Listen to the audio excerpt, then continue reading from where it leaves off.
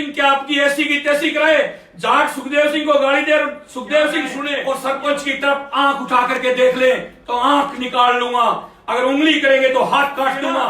सारे हो तुम मेरे, समझे? काफी धमकियां, बड़े फोन भी आ रहे हैं, मेरे पास तो नहीं आए।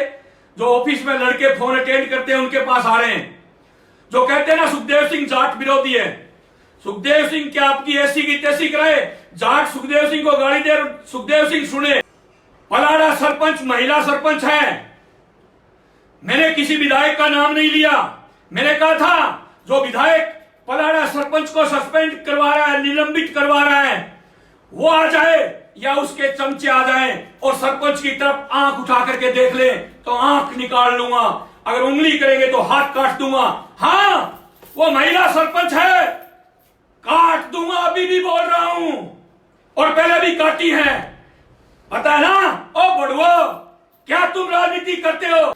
कहते हैं जातिवाद का जहर सुखदेव सिंह बोलता है, सुखदेव सिंह नहीं बोलता। अगर जातिवाद का जहर नहीं होता ना तो ये सरपंच राजपूत होने के कारण सस्पेंड हुई है, अगर ये सरपंच जाट होती तो सस्पेंड नहीं होती। और इस सरपंच ने कहा था, इस सरपंच ने कहा था कि मैं मेरे गांव के लोगों ने आशीर्वाद दिया ना, उनके वोटों से जीती हूं, किसी के दबाव में काम नहीं करूंगी। इस सरपंच ने कहा था, रीना कंवर ने, पलाड़ा सरपंच रीना कंवर ने यह कहा था, किसी के दबाव में काम नहीं करूंगी, आप लोगों के कहने से अंगूठा नहीं लगाऊंगी, ग्रेजुएट हूं, पढ़ी लिखी हूं और ऊपर से छत्राणी हूं, मेरी खून में वो, मेरी रगों में वो खून है जिन्होंने हमारे समाज के लिए जब जब योद्धा लड़े हैं, सेनानी के रूप में, हंडी रानी के रूप में अपनी गर्दन तक सेनानी में दे दी थी, तो वो छत्राणी है। पलाड़ा सरपंच ग्राम पंचायत की, पलाड़ा ग्राम पंचायत के लोगों के लिए इसको एक बलिदान नहीं 100 बलिदान देने पड़े तो भी देगी, पर तुम्हारे सामने नहीं झुकेगी, याद रखना। और उस विधायक को चेतावनी देना चाहता हूं, और उस विधायक की तो औकात ही क्या है। मैं उप मुख्यमंत्री सचिन जी से हाथ जोड़ करके विनती करना चाहता हूं, सचिन जी, ये राजपूत समाज वही है जो कांग्रेस को लेकर के आया, यहां कोई ज्यादा अंतर से तुम लोग जीत करके नहीं आए हो, 2-2.5 लाख वोटों से जीत करके आए हो, राजस्थान में सरकार बनाई है और गहलोत साहब के साथ तुम्हारी लड़ाई चल रही है, कोई दिक्कत नहीं, तुम दोनों लड़ते रहो, जनता भटकती रहेगी। हम तो गहलोत साहब को जननायक नेता मानते हैं, कांग्रेस की खीर नहीं खाई हम लोगों ने, ना बीजेपी की खीर खाई, उनको जननायक नेता मानते हैं। इसलिए गहलोत साहब से आग्रह करना चाहते हैं कि आप खुद पलाड़ा सरपंच के मामले में हस्तक्षेप करके और उसको बहाल करवाएं, नहीं तो ये मुहिम शुरू हो गई है कांग्रेस के खिलाफ राजपूत समाज की, ये सोच लेना। ये पलाड़ा सरपंच का एकले का मामला नहीं है, ये पूरे भारत के राजपूतों का मामला बना करके रख देगा सुखदेव सिंह गोगामेड़ी, ये सोच लेना आप। और सुखदेव सिंह गोगामेड़ी जबान से बोलता है, वो करता है। मैंने कोई विधायक किसी जाट का नाम नहीं लिया कि उसको जाट को काट दूंगा, और मुझे काटना होता तो नाम लेने की जरूरत नहीं, काट भी देता हूं, ठीक है ना? कोई लोग फोन कर रहे हैं, कोई पोस्ट डाल रहे हैं, अरे जातिवाद का जहर सुखदेव सिंह नहीं घोल रहा, तुम लोग घोल रहे हो। जब हनुमान बेनीवाल कह रहा है ये निलंबन गलत हुआ है, हनुमान बेनीवाल बोल रहा है ना ये निलंबन गलत हुआ है, तो तुम तो हनुमान बेनीवाल के 1 नंबर के खास चमचे हो ना, करवाओ इसको बहाल, करवाओ इसको बहाल। तुम जातिवाद का जहर तो घोलते ही नहीं ना, जातिवाद का जहर तुम घोलते हो। अरे अहंकार और गरूर और ताकत का गलत इस्तेमाल रावण, कुंभकर्ण, मेघनाथ जैसे भी नहीं कर पाए, तो तुम क्या करोगे? क्या करोगे तुम? अब तुम्हारे पाप का घड़ा भर चुका है, सबको पता है। आज राजस्थान के अंदर विलेन बनकर कौन जी रहा है और सर्व समाज की जातियों को कौन सता रहा है, सबको पता है इस बात का। सुखदेव सिंह गोगामेड़ी समय समय पर लड़ता है और लड़ता रहेगा। 2 जातियों के बीच में जहर घोलने वाले तुम लोग हो, सुखदेव सिंह गोगामेड़ी नहीं। सुखदेव सिंह गोगामेड़ी ने पहले भी कहा था कि मेरे साथ गनमैन मेरे जाट समाज के रहते हैं। कुछ लोग कहते हैं कि हम ये कर देंगे, वो कर देंगे, ऐसे कर देंगे। क्या कर दोगे तुम? क्या कर दोगे?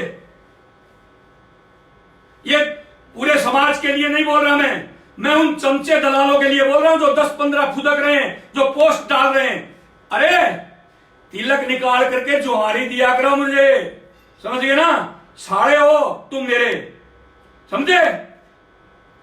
और नहीं पता तो किरण से पता कर लेना, वो डेली पोस्टें डालती है, वो किरण डेली पोस्टें डालती है, कहती है तुम सुखदेव सिंह के साड़े हो।